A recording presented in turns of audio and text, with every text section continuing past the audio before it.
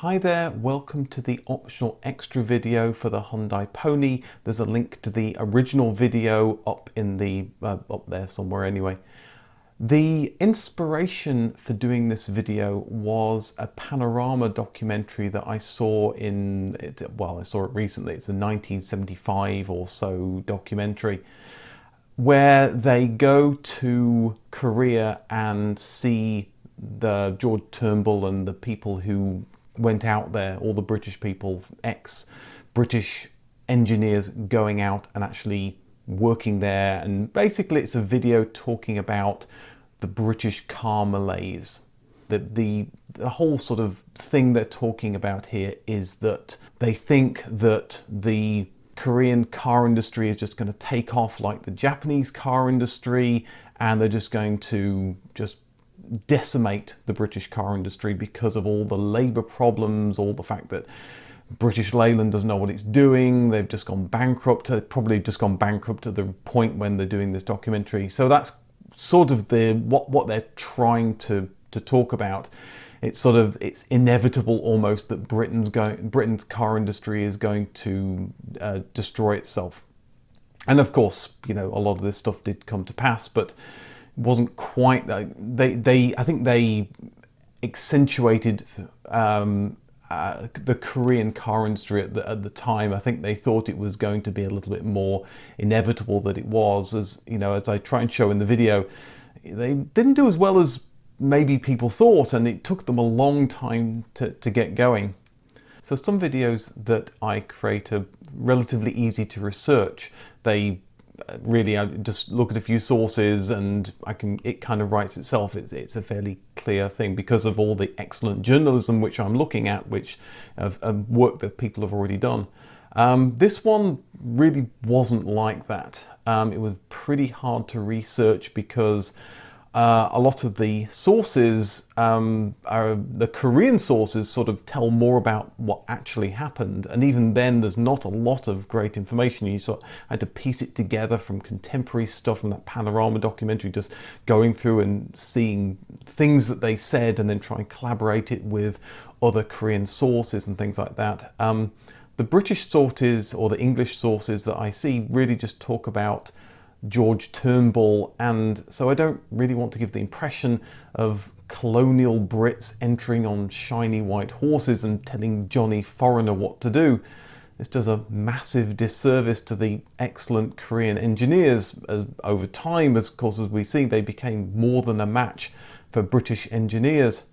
So it's really nice to be able to piece all this stuff together and tell it to an English audience, a lot of whom probably don't know this story already.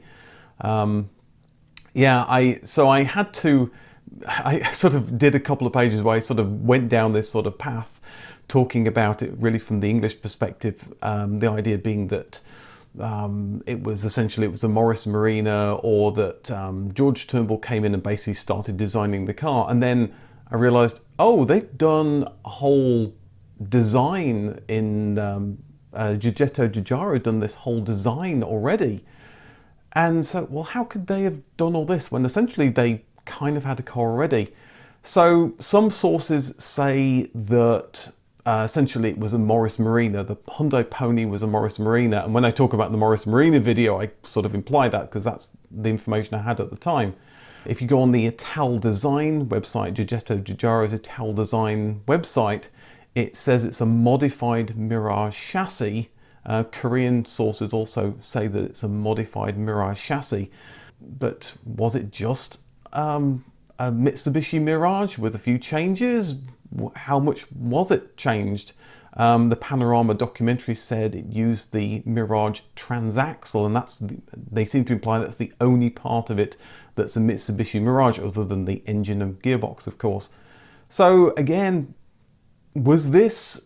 how much of a new car was this? And it's still not entirely clear exactly what it is or what it isn't. So I went with the idea being that it was a Mitsubishi Mirage chassis that they used as a starting point, and then they did modifications and made it into their own car, which is probably close to the truth. So Giugietto Giugiaro gave an interview about the pony and the work that he did designing it in 2019, and it really shows an insight into the mind of a stylist and the things that he needs to think about, he or she needs to think about when they're doing styling for a particular product. He said, it had to be inexpensive, it had to be easy to construct.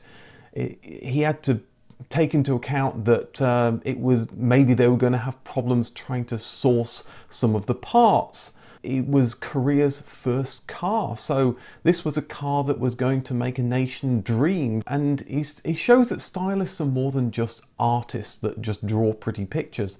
They have to understand engineering, they have to understand planning, they have to understand manufacturing, and of course manufacturing and the level of manufacturing that a car company can do.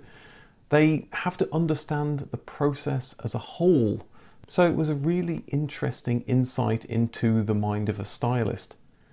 So when it comes to the name, the Hyundai Pony, of course I made a joke in the video about it being called Pony McPonyface after the Boaty McBoatface disaster.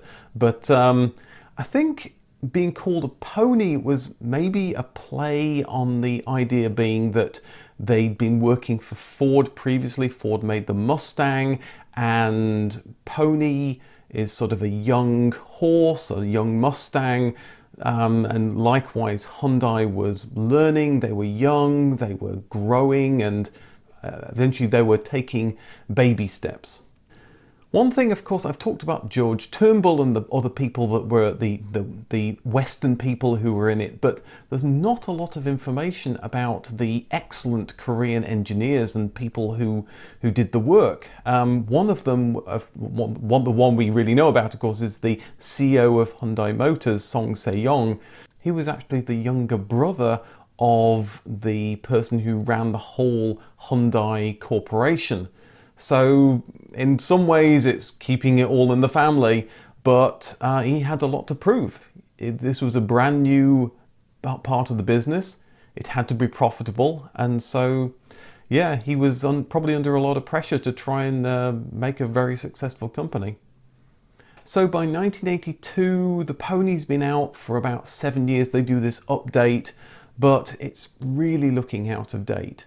If you're looking at, say, like the Ford Escort, the Mark III Ford Escort that came out, it was just light years ahead, both in styling, type of materials they're using, and of course Hyundai just don't have enough money. They've spent all their money trying to make this car that was going to sell 100,000 every year, but it sold like half of that every year. So there's a lack of sales, which means of course there's a lack of investment into new models.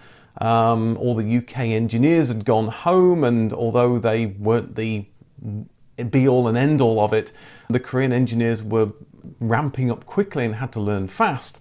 So was it better for Hyundai to try and make their own car in the mid-70s? Was it the right move? They'd done all this work with Ford, but essentially they were just assembling cars.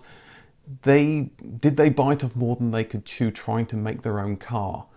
It was an interesting idea, but if you look at the mid-80s to mid-90s, they had to take a step back and essentially just take Mitsubishi cars, do a little bit of Ital design styling on them, and then sell them as Hyundais. It was probably, in my mind, it was probably the best thing to do if they'd done that in the mid-70s to maybe 1990 or so, to just try doing that, because Mitsubishi had good, solid cars. That would have allowed Hyundai to create much more successful cars, because they would have been known for cars that would have not rusted and lasted longer. But anyway, we'll never know. But it was a fascinating video. I hope you enjoyed watching it, and I'll see you in the next video.